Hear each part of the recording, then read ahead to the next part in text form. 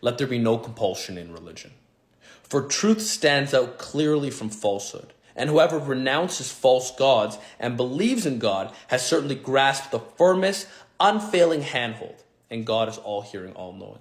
God is the guardian of the believers. He brings them out of darkness into light. As for the disbelievers, their guardians are false gods, who lead them out of the light into darkness. It is they who will be residents of the fire. They will be there forever. What an intense verse. Firstly, this verse can sum up the idea of freedom and responsibility, which is put into our last video. There is no compulsion in religion. If it is the truth, and Islam is the truth, then why should you force people to be part of that religion? Isn't it fascinating that the media will always say that Islam is this religion that's forcing you to become religion? It is spread through this, spread to this, but highlighted throughout the Quran. I'm only on chapter 22. I'm only on page 22 of the clear Quran. Look at page 22 right there. This is ayah 256, Al Baqara, the cap. There is no compulsion in religion, for the truth stands out clearly from falsehood. You can see what's good and evil. We do not need to force it on you. Just tell people what they should believe. Why should you force somebody to believe something if it is untrue? Or is it that the human being was created actually to believe in something, to worship something? To worship, if they don't worship God, they're going to worship money. If they don't worship money, they'll worship this false prophet.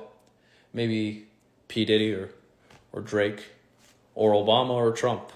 They're going to praise something. They're going to praise capitalism. They're going to praise communism. They're going to praise an ism.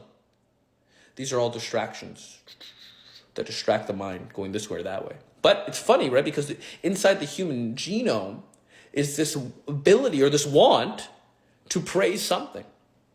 But also there's this ability and there's want to try to understand the truth and don't blind yourself from it. So whoever renounces false gods and believes in God has certainly grasped the firmest, unfailing handhold.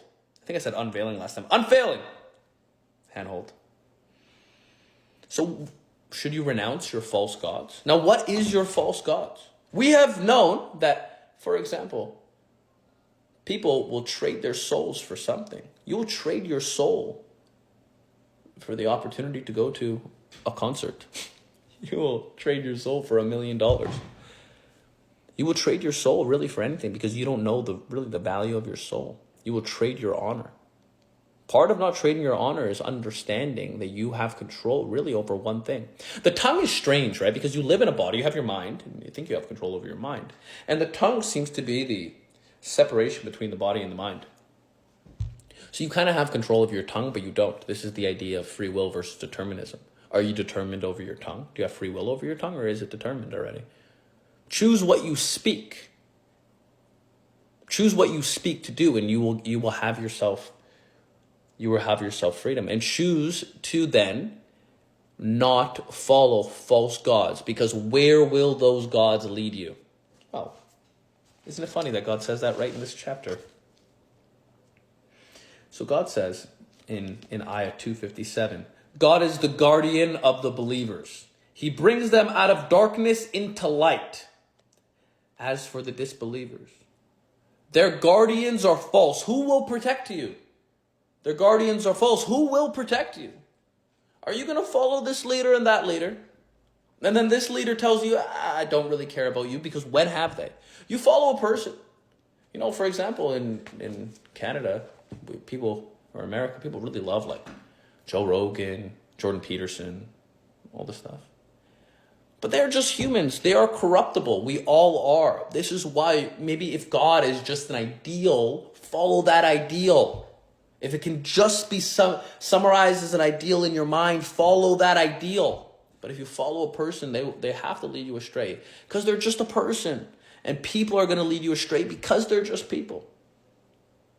As for the disbelievers, their guardians are false gods who lead them out of light into darkness. Even if you think it's light, if you follow people blindly, the blind leads the blind. You follow them. Where do they bring you? They bring you maybe into war. They bring you into hate. They bring you into lust. Look around. When I was younger, I used to love hip hop. But look at all the idols in hip hop now. Look at P. Diddy. Look at Drake. Look at Michael Jackson. Look at all of them. They are false idols and you follow them. And where do they go? They are just people. Follow the ideals then. Follow the ideals of righteousness. And you can do that. The first step to do that is with your tongue. But if you force somebody to do that, aren't you just watering down the religion? Yeah, you're just watering down the religion. Follow the truth. Follow your tongue. Stand up for justice. And never force anybody to take on justice. How could it be? How could it be that even the Prophet Muhammad couldn't force people to become part of a religion, but you can? No. Tell people the truth if you can. When people are trying to discover the truth, try to help them discover the truth. But do not be angry at them if they cannot see the truth. A lot of the things that God does here is like there will be a punishing hell for them, send them to heaven. It takes away the pressure off you. If somebody doesn't agree with you, isn't it possible that you could be wrong? The only thing that you should be mindful of is your own soul. What you want to be as a human being, who you want to be. And if the Muslims or any Christian or any Jew wants people to love them, then do it through your work. Do it through your work. Do it through your good works. Give to charity. Like as this book says, it's fascinating that like as I'm reading this book, it just agrees with me. It just agrees with me. Give to charity. Do your work. Don't follow false gods. I hate false gods. Don't like them. But the weird thing is the false gods are not the statues, right? The value hierarchies that we would create inside of ourselves to think something is good or bad. So the way you see the world is based off the way you see the world. Now that's a philosophical quote if I ever had one, but I hope that makes sense to you guys. All right, guys. Thanks for listening.